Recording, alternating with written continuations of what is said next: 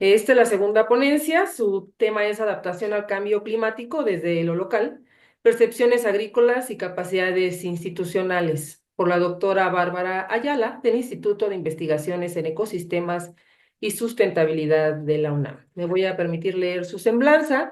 Ella es doctora y maestra en estudios ambientales por la Universidad de California. Actualmente se desempeña como investigadora asociada en el Instituto de Investigaciones en Ecosistemas y Sustentabilidad de la UNAM, donde dirige el Laboratorio de Gobernanza Ambiental. Estudia los procesos de gobernanza ambiental y políticas públicas de conservación y manejo de recursos naturales, así como sus implicaciones para la sustentabilidad.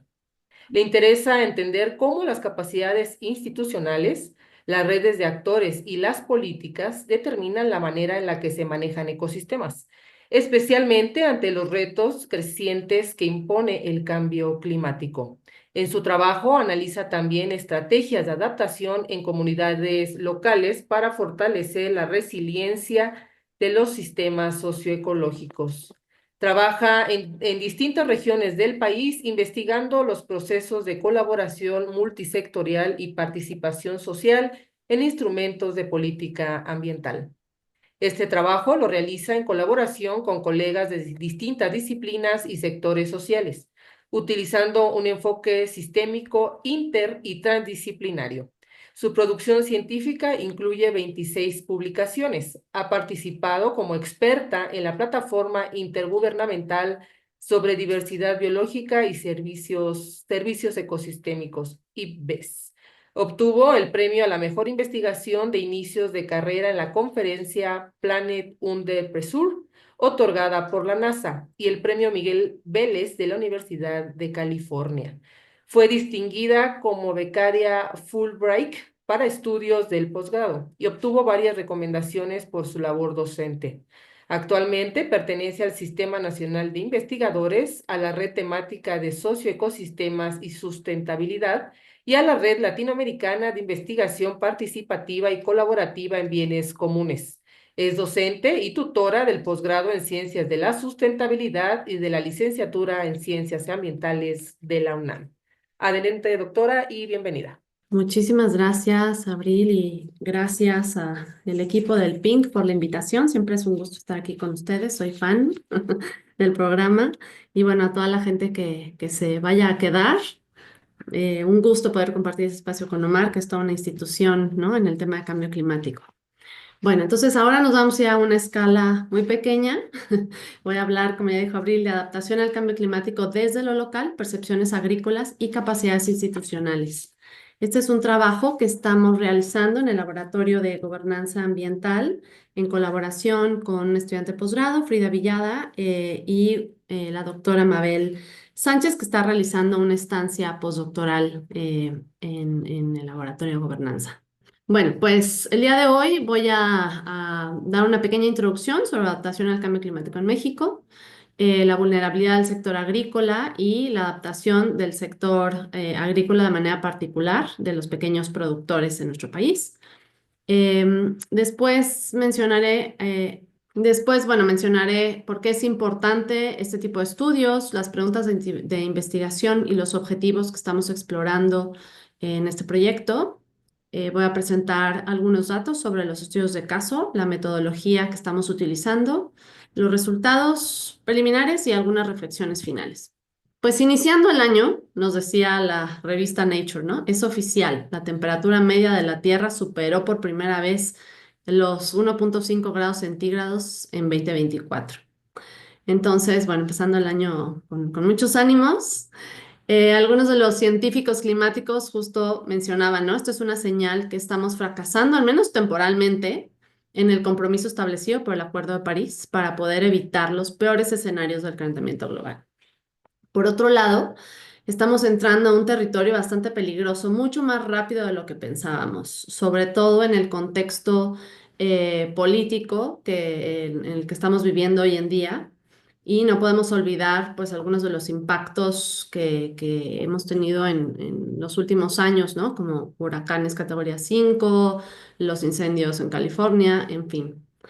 Por ahí declaraba el secretario general de la ONU, no todo está perdido, esto significa que tenemos que actuar ahora, ¿no? Y debemos luchar más para poder encarrilarnos.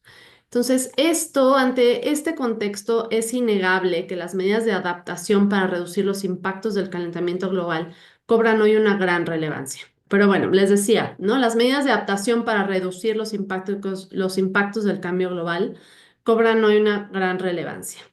En México, durante mucho tiempo, se hicieron avances muy importantes en materia de planeación y políticas de mitigación, mientras que los esfuerzos de adaptación habían quedado rezagados, digamos, en un segundo plano hasta la COP16 en Cancún en 2010, cuando toma auge justamente el concepto de adaptación y de adaptación basados en ecosistemas, lo que ahora conocemos como soluciones basadas en la naturaleza. Asimismo, identificar las barreras para su implementación es clave, pues a pesar de los avances, tenemos un déficit muy importante en materia de adaptación en todos los sectores del país. Y esto va a seguir creciendo conforme sigan las implementaciones de estrategias de adaptación. Además, en el país vemos que muchas de las medidas de adaptación están fragmentadas sectorialmente y son autónomas, reactivas y graduales en vez de anticipadas, planeadas y transformadas. Y aquí voy a hacer un como pequeño paréntesis conceptual para recordar que la adaptación se refiere a este proceso de ajuste al clima actual o esperado y sus efectos, con el fin de reducir esos daños o bien poder aprovechar las oportunidades favorables, ¿no? En este sentido, la planeación de la adaptación implica un proceso de gestión y manejo del riesgo, y se han planteado distintos tipos de adaptación. Esta tipología, bueno, cambia pues se usa de diferentes maneras y que va de ser reactiva a preventiva o anticipada, autónoma o espontánea versus planeada y gradual o incremental, también se le llama por ahí, versus transformativa. En ese sentido, la capacidad adaptativa se refiere al conjunto de habilidades, recursos de un sistema para poder responder y adaptarse a los impactos del cambio climático. Entonces, por ejemplo, en el tipo de adaptaciones graduales o incrementales, ahí no se está cambiando esas, digamos, estructuras del sistema versus la transformativa, ¿no? Donde justamente lo que se busca es transformar y tener un cambio en ese sistema para poder responder y adaptarse de mejor manera al cambio climático. Y bueno, en general, el proceso de adaptación consta de 5 etapas, más o menos, le llaman de diferentes maneras, pero que tienen que ver con, digamos, la definición del problema del impacto y el riesgo ante el cual se está haciendo este proceso de adaptación, la evaluación de dichos impactos y riesgos, la planeación en digamos, espacio político para ese compromiso de cambio, la implementación, el monitoreo y evaluación. Bueno, además de esto, también implica el uso de la naturaleza mediante la adaptación basada en los ecosistemas, ¿no? Que era lo que les decía que pues tomó auge justamente en la COP16 de Cancún. Digamos, en este sentido, el papel de la biodiversidad y los ecosistemas en las medidas de adaptación pueden ir desde acciones de restauración de bosques, de humedales, de manglares, hasta la construcción de infraestructura verde, proporcionando beneficios económicos, institucionales y ecológicos para reducir la vulnerabilidad. Bueno, entonces cerrando este paréntesis conceptual, regreso justamente a que, bueno, en nuestro país, pues muchas de estas medidas de adaptación, les decía, están fragmentadas y ahora sí, ¿no? Son autónomas, reactivas y graduales versus anticipadas, planeadas y transformadoras. Entonces, ¿cómo podemos transitar a tener estrategias de adaptación más eficientes que sean anticipadas, planeadas y transformadoras? Esa es una de las grandes preguntas, ¿no? Bueno. Sobre la vulnerabilidad del sector agrícola en México, no me voy a detener mucho porque varios de mis colegas han hablado de esto en este seminario. Aquí mi vecino y amigo, el doctor Guillermo Murray, ¿no? Les ha dado los datos duros sobre esto. Así que solamente quiero como poner sobre la mesa y que se queden con algunos mensajes principales que es, bueno, sabemos que el agricultor en México es uno de los sectores más vulnerables al cambio climático debido a la extensión de la agricultura temporal. Y esto porque la producción y el rendimiento dependen en gran medida de los patrones, ¿no? De lluvia y escorrentía. Bueno, ahí están todos los datos que nos ha presentado varios colegas en este seminario. Que las intensas sequías han causado pérdidas muy importantes a distintos cultivos y recalco los daños a los cultivos de maíz y frijol con pérdidas de hasta un 10%, con consecuencias negativas muy importantes en la seguridad alimentaria y en los medios de vida de productores y comunidades agrícolas. Y bueno, entonces estos fenómenos meteorológicos podemos ver que tienen graves repercusiones sociales, ecológicas y económicas, y que estos impactos afectan de manera desproporcionada a quienes ya son vulnerables y tienen capacidad de adaptación limitada. Por ejemplo, ¿no? Mujeres, niños, adultos mayores, comunidades indígenas, personas que se encuentran en zonas geográficas marginales. Dentro del sector agrícola, los pequeños productores de agricultura temporal son uno de los grupos más vulnerables al cambio climático. Como ya mencionamos, todas estas situaciones en el sistema del sector agrícola en México. Y además, se encuentran bajo condiciones sociales, políticas y económicas desfavorables. Entonces, bueno, es un escenario donde o te aclimatas o te aclimueres, ¿no? Y ante eso, pues sí, desde siempre los pequeños agricultores han desarrollado estrategias adaptativas para hacer frente a la variabilidad climática. Hay muchos estudios que muestran cómo estos agricultores se adaptan a los cambios, minimizando sus pérdidas en la productividad de los cultivos.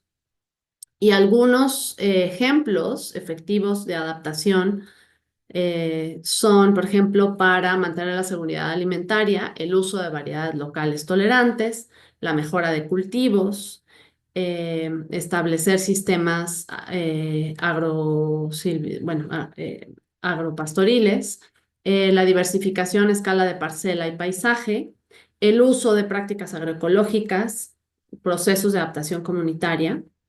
Y, por ejemplo, para el manejo de agua, la cosecha y almacenamiento de agua, la conservación de la humedad del suelo, implementar sistemas de irrigación, el manejo integrado, ¿no? De cuencas, etcétera. Entonces ahí pongo algunos ejemplos de las comunidades donde hemos trabajado.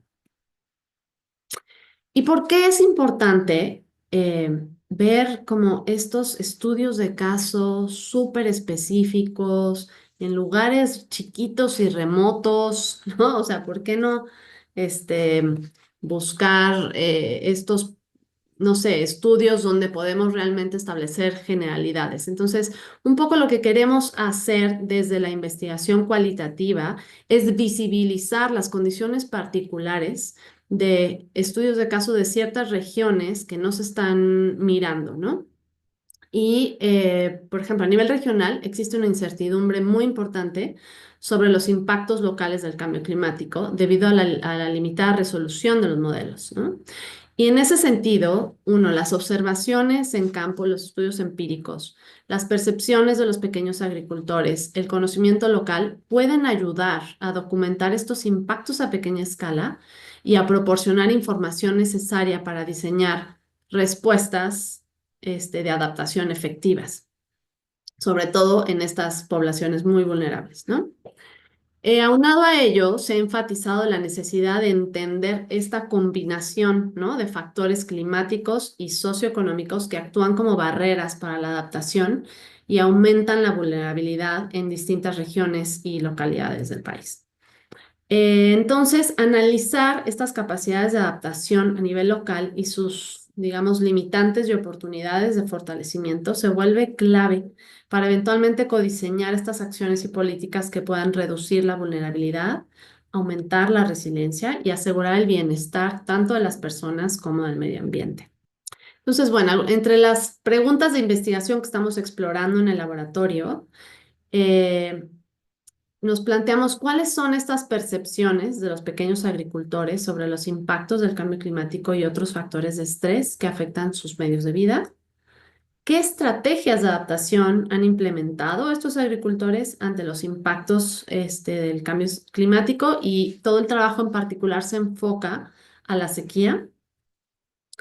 Y bueno, ¿y cómo son esas estrategias de adaptación, no? O sea, ¿son reactivas, son autónomas, son graduales? ¿En dónde están en esos gradientes, ¿no? Hacia lo preventivo, lo planeado y lo transformador.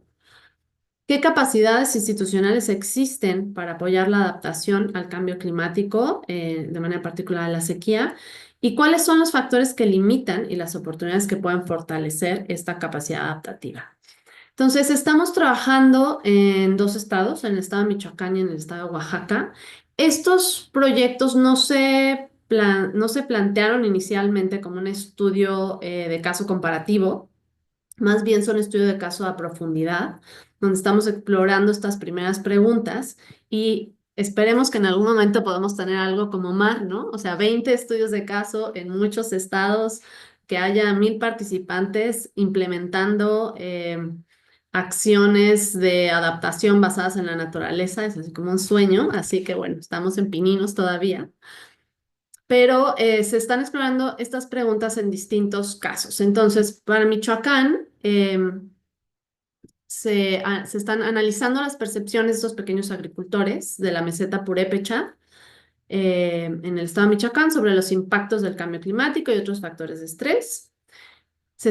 Buscamos identificar las estrategias de adaptación que han implementado estos agricultores frente a la sequía. Y para el estado de Oaxaca nos estamos centrando mucho más en las capacidades institucionales que existen en los valles centrales de Oaxaca, una zona también con mucho estrés hídrico de manera natural, pero también por muchas otras razones.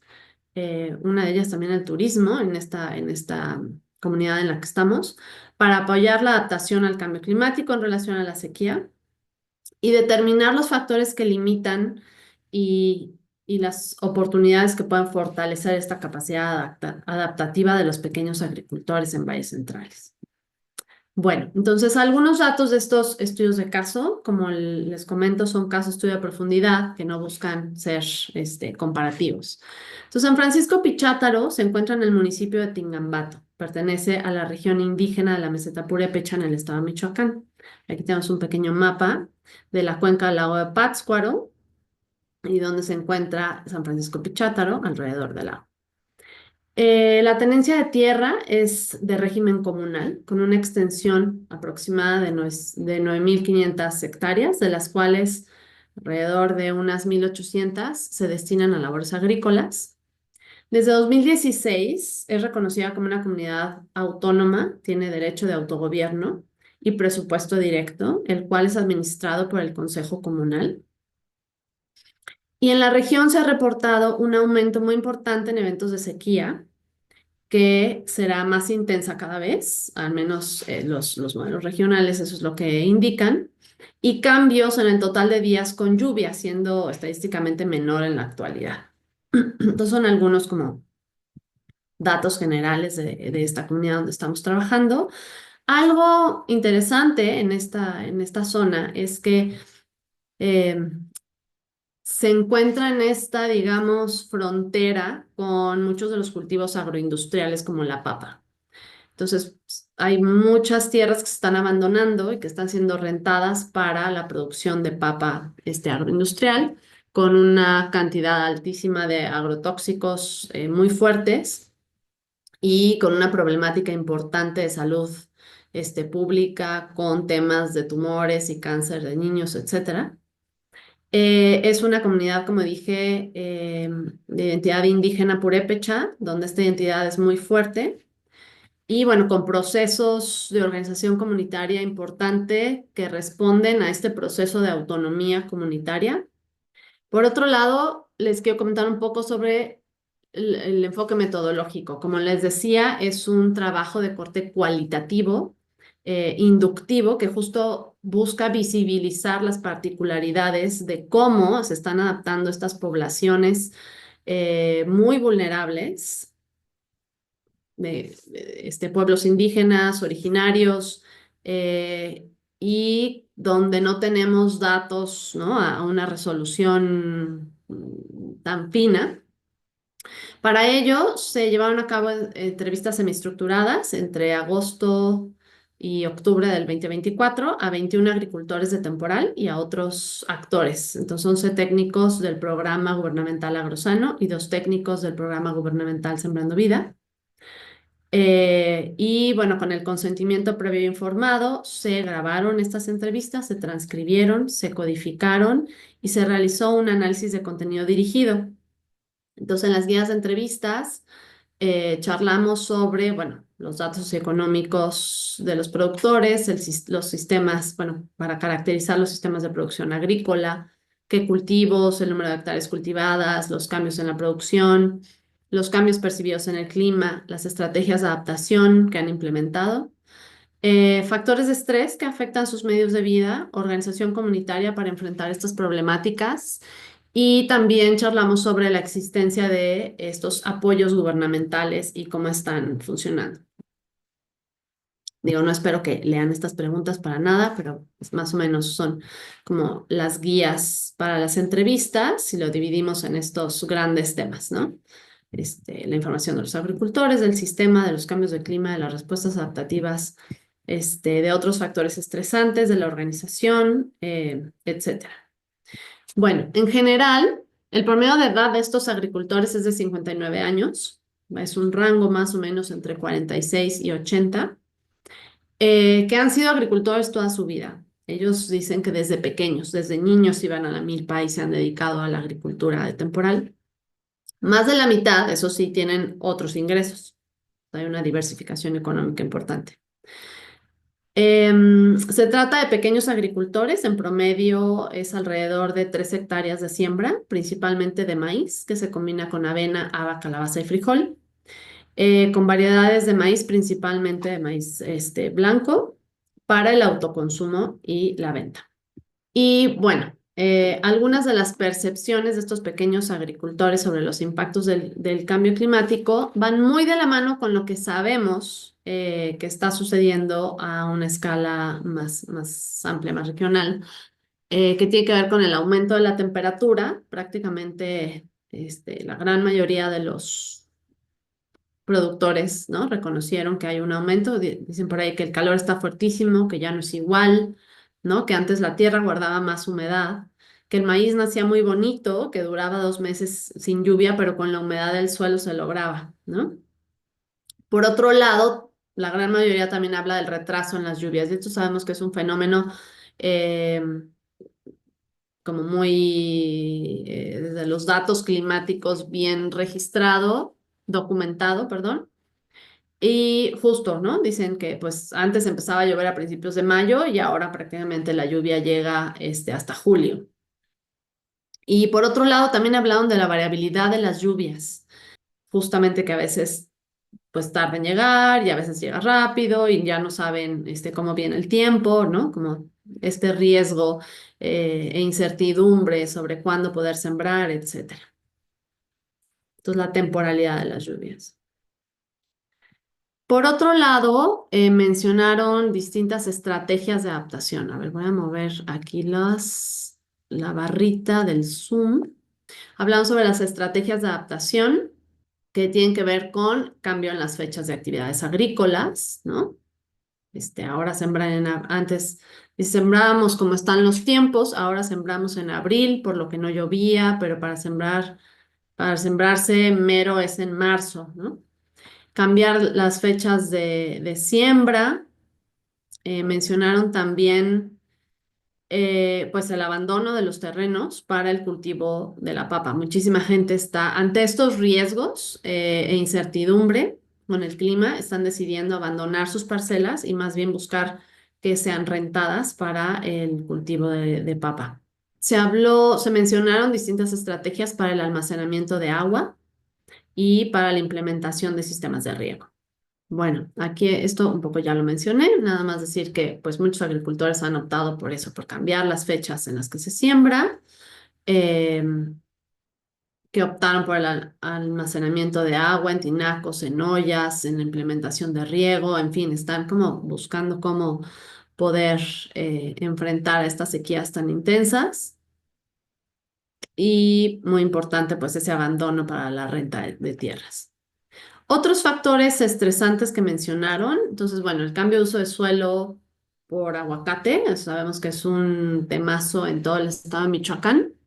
El cambio de uso de suelo para la producción de papa, la falta de mercado para el maíz que se produce, el alto costo de inversión para poder sembrar, las plagas. Ahora también lo que está sucediendo es que hay un retraso en las lluvias, pero llueve lo mismo. Entonces, en menor tiempo, que hay una gran cantidad de lluvia y esto da lugar también a muchos problemas que tienen que ver con plagas y pérdida de la cosecha por plagas y enfermedades.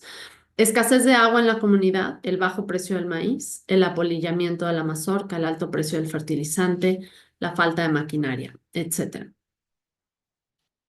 Bueno, ahora voy a pasar a presentarles algunos datos sobre Santo Domingo Tomaltepec en valles centrales de Oaxaca.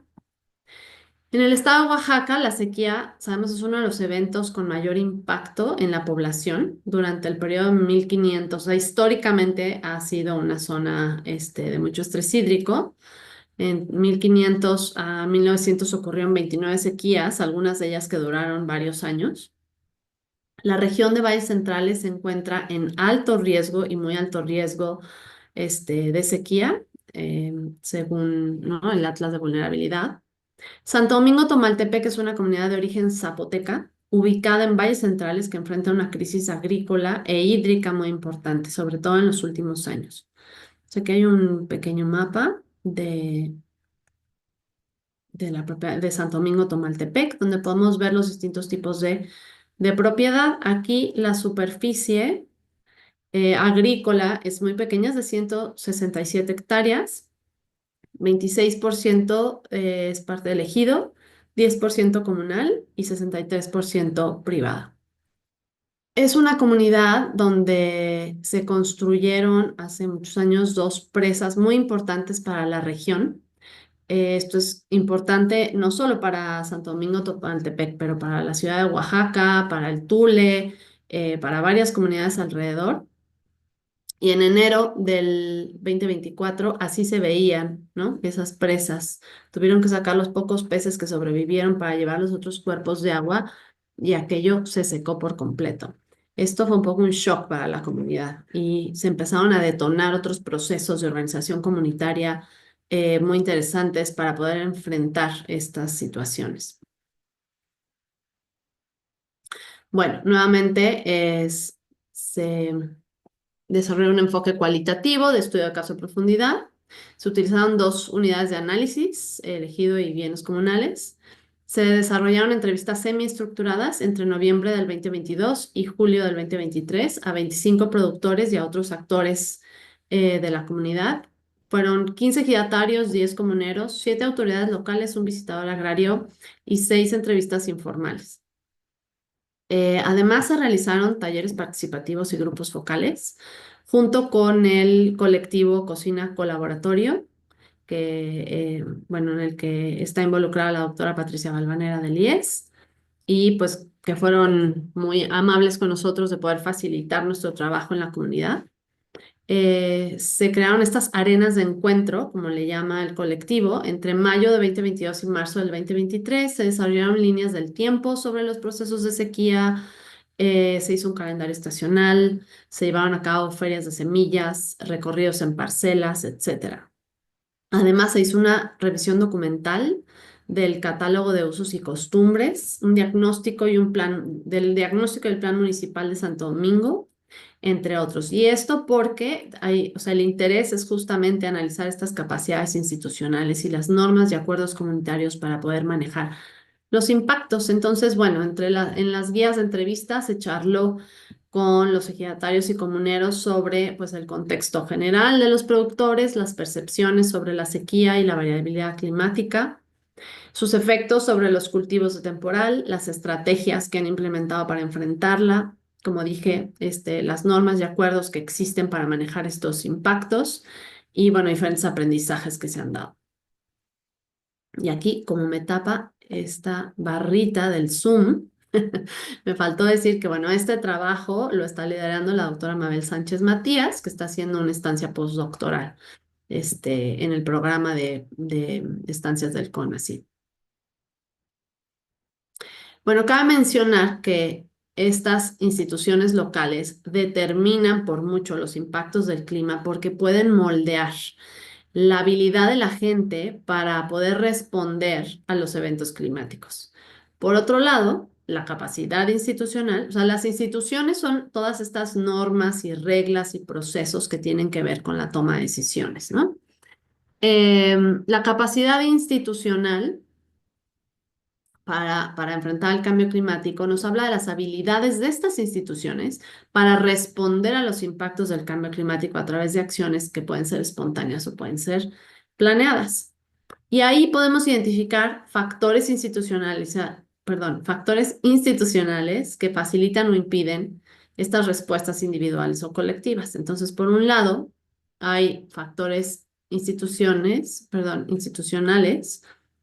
eh, que están basados en reglas, digamos, como, sí, reglas formales, como son los marcos legales, las políticas, los reglamentos comunitarios, etcétera. Y por otro lado, tenemos factores que dependen de la organización social, es decir, como normas sociales, que tienen que ver con el liderazgo, con las redes de apoyo, con arreglos colaborativos en la comunidad. Bueno, entonces estas estrategias las intentamos mapear en, en estos ejes que van de estrategias reactivas a corto plazo a estrategias preventivas de largo plazo y de estrategias autónomas o espontáneas que tienen más que ver con decisiones de los agricultores versus aquellas estrategias planeadas que están más relacionadas con las autoridades comunitarias, municipales, etcétera, y con las reglas formales, ¿no? Entonces, pues se mencionan muchas cosas similares a San Francisco Pichátaro que tienen que ver con el abandono de las parcelas ante el aumento del riesgo de los cultivos de temporal, o bien el cambio de actividad económica, como les mencionaba, esta es una comunidad que ahora, bueno, que se dedica principalmente a la panadería y a la talabartería, que tiene muy cerca la ciudad de Oaxaca y que pues mucha gente ya se dedica al comercio, ¿no? Entonces se está abandonando esas parcelas y que también está, digamos, no está libre de la presión global de estos cultivos, digamos, ya industriales, en este caso el agave para mezcal industrializado. También hablaban del cambio de fecha de siembra, de la construcción de pozos, que aunque son actividades, digamos, más planeadas y necesitan una autorización, pues también hay estos norias o pozos superficiales que mucha gente empieza a hacer y que más bien son, pues, estrategias autónomas, ¿no? Espontáneas ante los problemas de escasez del agua. Después tenemos algunas actividades que tienen que ver ya con estrategias pues planeadas y preventivas como las actividades de vigilancia del bosque, la organización de reforestaciones, que estas ya tienen que ver con soluciones basadas en la naturaleza de manera formal. Bueno, muchos años antes con la construcción de presas, bueno, ahora también están buscando maneras para poder incrementar la capacidad del riego en distintas partes de la comunidad. Y la regulación del agua de riego y de las presas de manera pues mucho más formal por parte del comité de riego. Y aunque pensaríamos que esto es de manera planeada, en realidad la toma de decisión está más en un plano reactivo a corto plazo dependiendo de la situación a la que se enfrentan. Bueno, se hizo un mapeo de actores que están involucrados, digamos, de la gobernanza interna, que están involucrados con la toma de decisiones eh, hacia estos impactos, ¿no? Del cambio climático. Entonces, dentro de Santo Domingo Tomaltepec, la Asamblea General Comunitaria es como la máxima autoridad, dado que es también una comunidad autónoma. Hay una autoridad municipal. Luego está el comisariado de bienes ejidales. Ah, porque cabe mencionar que, bueno, que Santo Domingo, a diferencia de San Francisco Pichátaro, que es comunidad que está en el municipio de Tingambato, Santo Domingo Tomaltepec es comunidad y es cabecera municipal. Les decía, bueno, está el comisariado de bienes ejidales, de bienes comunales, diferentes comités que tienen que ver con agua potable y drenaje. De manera autónoma está el comité de riego, que es independiente de las autoridades, pero se relaciona con la autoridad municipal y con el comisariado de bienes comunales y que provee de agua, dota agua a agricultores y a ganaderos. Bueno, esto es importante para poder entender justamente estas capacidades institucionales para la adaptación y qué actores son los que juegan un papel importante en esta toma de decisiones, ¿no?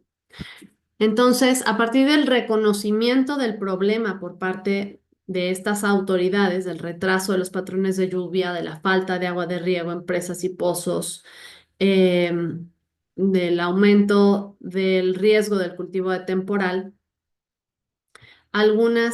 bueno, hay distintos actores que participan en la toma de decisiones, como el gobierno municipal, la Asamblea General Comunitaria, el Comisariado Ejidal, Comisariado de Bienes Comunales y el Comité de Agua de Riego, a través de reglas operacionales para la gestión, ¿no?, del agua de uso agrícola. Entonces, por ejemplo, las autoridades comunales monitorean el nivel de las presas y a partir de eso toman decisiones de cerrar el riego agrícola. El Comité de Agua de Riego determina estas suspensiones del riego. Eh, Cabe mencionar que solamente 40 usuarios tienen acceso directo a estos canales de agua de riego de la presa, pero están buscando maneras de poder expandir esta capacidad. Y, por ejemplo, durante la sequía se suspende el riego por completo para dar prioridad a otras actividades y cultivos esenciales. Bueno, y a partir de estos distintos mapeos pudimos identificar algunos factores que limitan la capacidad de adaptación a la sequía y oportunidades que fortalecen esa capacidad. Entonces, por un lado está el acceso desigual al agua de la presa y de los pozos ejidales, lo cual es una fuente de muchísimos conflictos y problemas internos en la comunidad que no permite estas, digamos, estrategias de acción colectiva, ¿no? Hay conflictos importantes y diferentes opiniones y prioridades sobre el uso de agua. Los recursos financieros son, espérenme, porque es que me aparecen estos pop-ups de las preguntas y lo voy a anotar.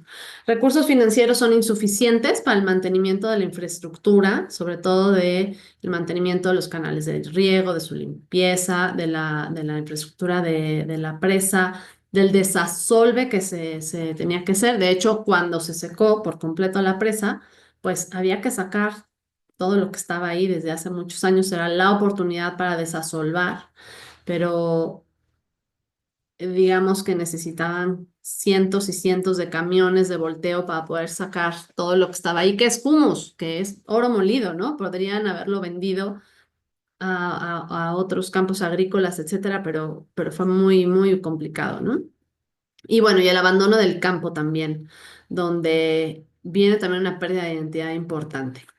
Entonces, entre las oportunidades que se identificaron inicialmente tienen que ver con el reconocimiento de la necesidad de conservar el agua de las presas para mantener el agua de las norias, de estos pozos superficiales pues, y que el agua es esencial para todas sus actividades. Entonces, a partir de esto y la crisis que se vivió en 2024, ahí se detona un proceso comunitario muy importante en el cual empiezan a colaborar distintas autoridades comunitarias que antes no trabajaban en conjunto para buscar soluciones y estrategias.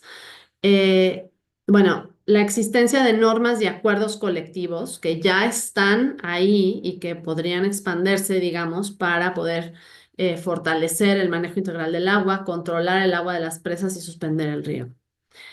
Y bueno, y que existen mecanismos institucionales para establecer estos acuerdos colectivos, o sea, están las asambleas comunales que funcionan, en fin, ¿no? Hay muchos mecanismos institucionales ya ahí que pueden facilitar la implementación de otras estrategias de adaptación.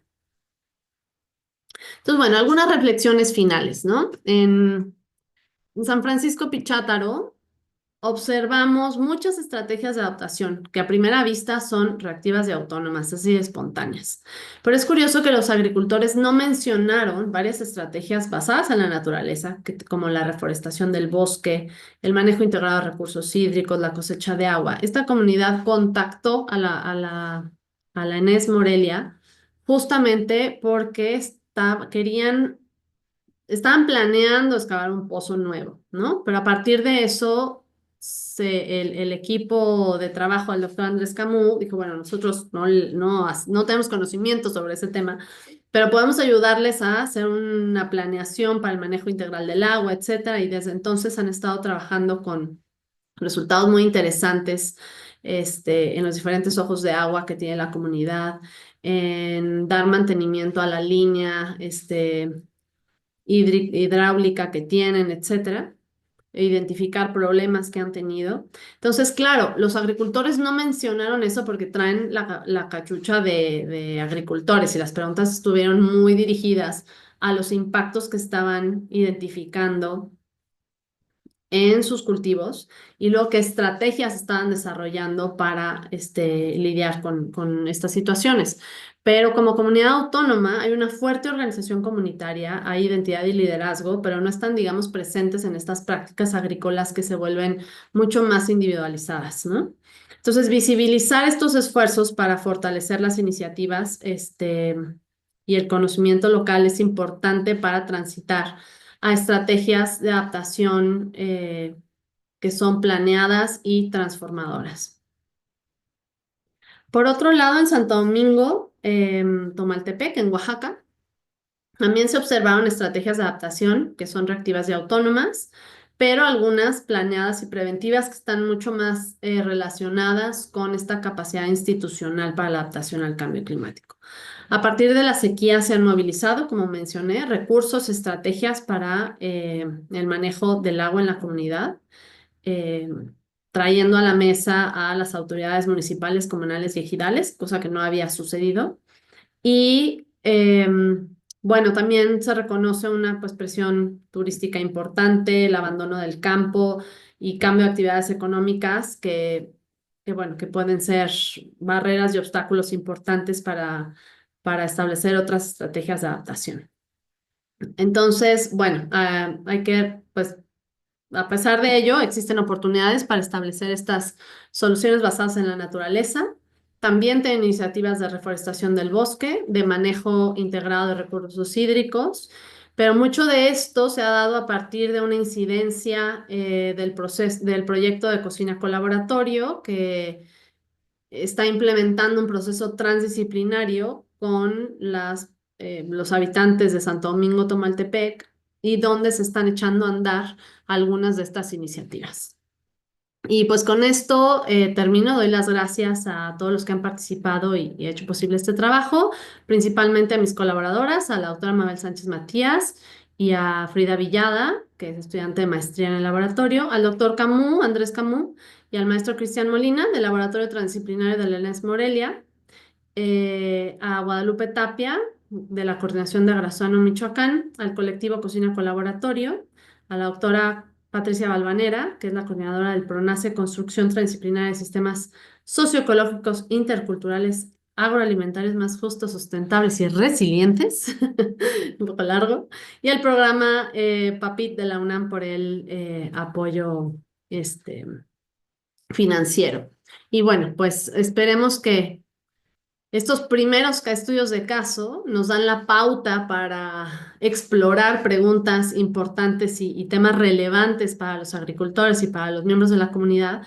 Y pues los siguientes pasos justamente pues es poder diseñar estudios de caso comparativo donde se tomen en cuenta, digamos, codiseñar estas estrategias de adaptación planeada basadas en la naturaleza por un lado, y también por otro, el siguiente paso para el trabajo, por ejemplo, de Frida es vincular estas preocupaciones y impactos que reconocen los pequeños agricultores y las estrategias que están implementando con los instrumentos de política pública. Entonces, ahorita estamos haciendo una revisión documental de todos los instrumentos de política pública tanto del sector, digamos, de la política climática como agrícola, para ver cómo se están integrando estas problemáticas reconocidas por los pequeños agricultores en esos instrumentos de política y qué debería de mejorar en este tipo de colaboraciones para atenderlas. Pues muchas gracias. Eso sería todo por mi parte. Muchas gracias, doctora Bárbara. El programa de investigación en cambio climático de la UNAM agradece mucho su participación. Les recordamos a los que nos ven por las redes sociales, por Facebook, que pueden dejar sus comentarios en la parte de los comentarios y se los haremos llegar a la doctora. Tenemos una pregunta de Alejandro Muñoz. Dice, ¿cuál es la tasa de pérdida o abandono de territorio agrícola en México? ¿Y cómo se garantiza la adaptabilidad al cambio climático cuando no hay una continuidad generacional porque ya no es rentable el campo? Esa sería la primera Este pregunta. dato no lo tengo, el dato duro de, ¿me lo puedes repetir? ¿Cuál es el...? La tasa de pérdida o abandono de territorio agrícola en México. Sí, ese dato no lo tengo, por ahí alguien que lo busque y que no lo comparta, ¿no? No, no tengo así el dato duro a la mano. Y la otra ¿Cómo, parte de la pregunta era los cómo se estudios garantiza la de... adaptabilidad al cambio climático No cuando no se hay... garantiza, no se garantiza la adaptabilidad. O sea, de hecho, hay muchas estrategias de adaptación que acaban siendo maladaptaciones, ¿no? Entonces, justamente es algo en lo que se tiene que trabajar para buscar opciones que sean justas y sostenibles para poder lograrlo, ¿no? Y sobre todo hay un tema muy importante de justicia ambiental en ese sentido. Gracias, doctora. Nos pregunta Carmen Valle. ¿Hay mujeres incluidas dentro de las tomas de decisiones en estas localidades? Sí, Hay estudios hay estudios que apuntan a una afectación diferenciada por género en comunidades rurales. Los intereses de las mujeres podrían estar siendo pasados por alto. sí, sí las hay. Es muy interesante tu pregunta porque teníamos toda la intención de entrevistar también a productoras y a mujeres involucradas en la producción de estas pequeñas parcelas y, y no las hay. O sea, productoras como tal fueron muy pocas. Creo que entrevistamos a dos, nada más. Y hay muchas registradas en los programas gubernamentales porque hay un tema de apoyo a las mujeres y de género en la política pública, pero simplemente está el nombre y quien está realizando las actividades agrícolas en el día a día son, ¿no? Los esposos o parejas o los hermanos, etcétera. Entonces, sí, totalmente de acuerdo. Estoy buscando las preguntas. Dice, hay estudios que apuntan a la afectación diferenciada por género en comunidades rurales. Sí los hay, sí hay un énfasis importante hoy en día en estos estudios. Son pocos, pero sí los hay. Y los intereses de las mujeres podrían estar siendo pasadas por altos. Están siendo pasadas por alto, por supuesto.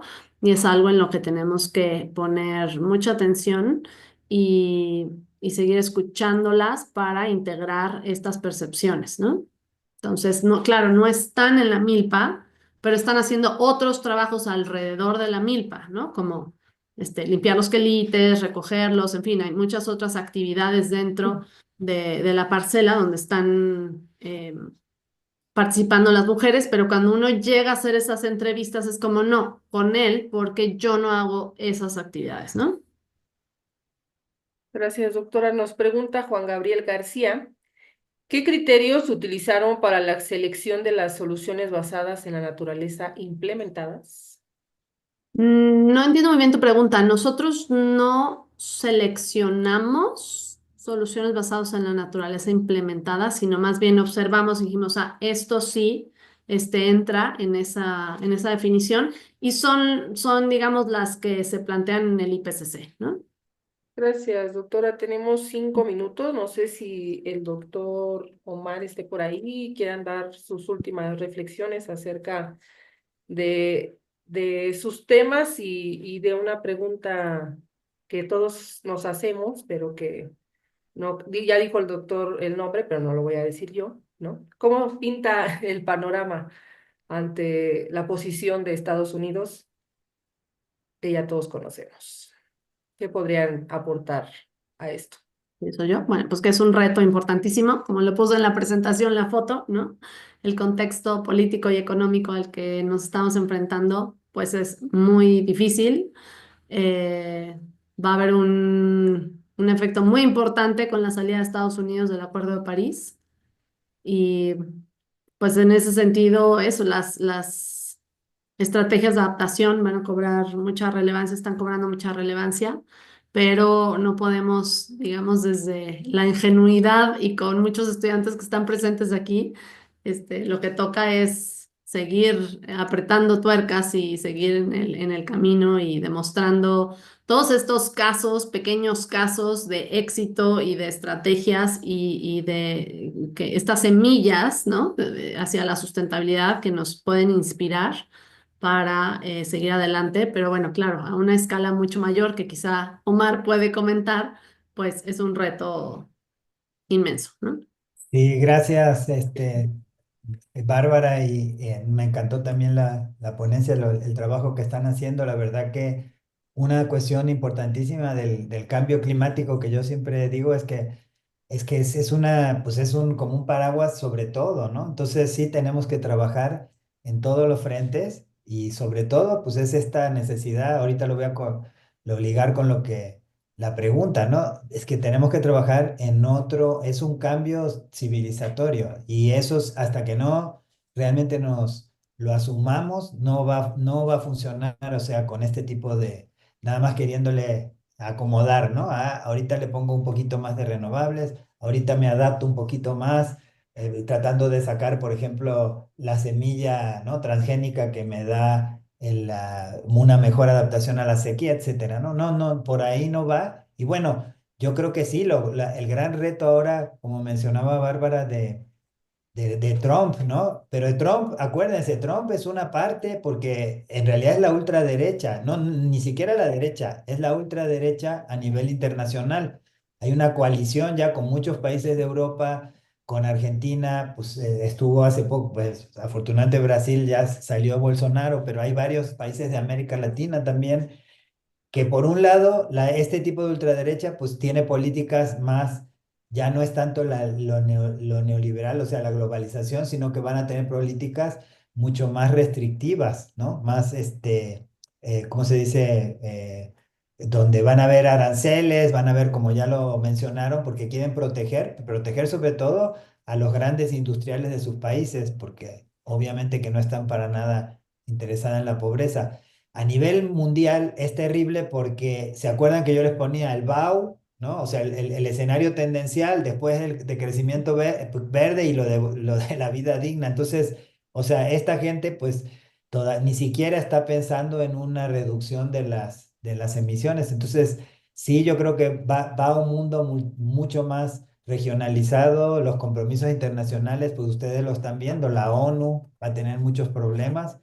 Y para México, yo creo que eso sí tenemos que ser conscientes, todo esto de meterle tanto al nearshoring, pues yo creo que también tiene que repensarse, ¿no? Porque no podemos seguir pegados y querernos pegarnos más a la economía de Estados Unidos, ¿no?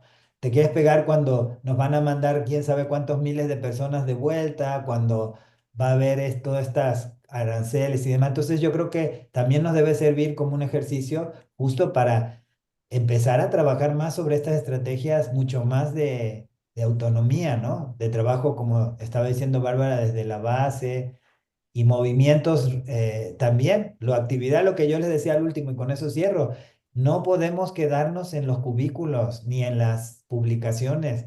En este caso, como decía Bertolt Brecht, ¿se acuerdan la famosa, ¿no? De la persona que está viendo afuera y que ve que se llevan con los nazis, ¿no? Se llevan a una persona afuera en la calle, ¿no? A la semana siguiente tocan la puerta del vecino y se lo llevan al vecino y llegó el día que tocaron la puerta de su propia casa, ¿no? Y se lo llevaron a él o a ella. Entonces, no podemos seguir así, tenemos que ser más activos y ir encontrando formas de participar a diferentes niveles, ¿no? Yo lo veo por ahí, pero sí va a estar complicado, eso sí.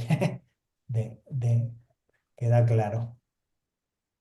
Gracias, doctor. Gracias, doctora. El programa de investigación en cambio climático les agradece a ambos sus participaciones. Quedaron algunas preguntas ahí en el chat. Si quieren contestarlas, se los vamos a agradecer mucho. Si quieren dejar su correo, también es opcional. Pueden dejarlo por si alguien tiene o quiere ahondar más en algunos temas. También se los vamos a agradecer mucho. Y pues finalmente la sorpresa es una pregunta más que sorpresa. Me gustaría preguntarle al auditorio si conocen cuánto ha subido, sin googlearlo, cuánto ha subido la temperatura desde 1910, la Revolución Mexicana, 1995, cuando se proyecta la telenovela célebre en México, Mariela del Barrio, en el 2010, la creación del PIN, que por cierto, este año cumplimos 15 años, estamos de manteles largos, casi estuve en todos los 15 años, la verdad, un orgullo estar en esta institución, en este programa. Y al final la COP 29, perdón, en el 2024. ¿Alguien sabe cuánto ha subido la temperatura? ¿No? Uno de estos 4 eventos importantes, ¿no? Pues ni yo tampoco. Pero el Data Pink sí lo conoce. Entonces les invitamos a que entren a este enlace que les pusimos en los comentarios. La verdad es que es un programita bastante interesante a los maestros que quisieran abordar el tema, incluso a sus amigos, a sus familiares, a la comunidad, de cuánto ha aumentado la temperatura. Y rápidamente les voy a robar 2 segunditos más. Ya estamos en la página. Dice que desde que se fundó, más arriba, desde que se fundó el PIN en el 2010, ha subido 0, ay, si mis ojos no me ayudan, son el 0.9 grados centígrados. Incremento de temperatura desde el 2010 hasta el 2024, 0.83 grados centígrados. Desde que se creó el PIN en el 2010 y abajo está la gráfica. Vámonos rápido a otro evento padre. ¿Películas? ¿Quieren películas? Una película padre. Star Wars, o sea, hay para todas las generaciones, o sea, desde nuestros papás y abuelos hasta RBD para acá, ¿no? El 1977, incremento de temperatura desde inicios del siglo XX hasta 1977, el 0.10 grados centígrados. Esto nos permite tener más o menos, ¿no? Una perspectiva, porque a veces el 1.5 o el 2 no nos dice, o a la gente a pie, que no está en la academia, pues no les dice mucho. Entonces este programita les va a servir bastante bien. Y finalmente cerramos con otra. Hay varias, pueden explorarlo. ¿Qué les parece algo más cercano? No sé, Baby One More Time de Britney Spears. Esa fue en el año de 1990. Yo sé que todos se encuentran, se identifican porque es parte de la generación, ¿no? Incremento de temperatura desde inicios del siglo XX hasta 1998, el 0.76 grados centígrados. Qué tremendo. Incremento de temperatura desde 1998 hasta el 2024, 1.3 grados centígrados. Así estamos fritos, vamos a bajarle. Y pues ahí se ve la gráfica. Una vez más, los invitamos a que consulten este programita bastante dinámico, divertido, incluso hasta en un fin de semana pueden jugar con su familia. En lugar de jugar lotería, pueden jugar este juego de cuánto ha subido la temperatura y tener pues un panorama de que tenemos que hacer algo. Muchísimas gracias, les deseamos que pasen bonita tarde y excelente provecho. Hasta la próxima. Muchas gracias, hasta luego.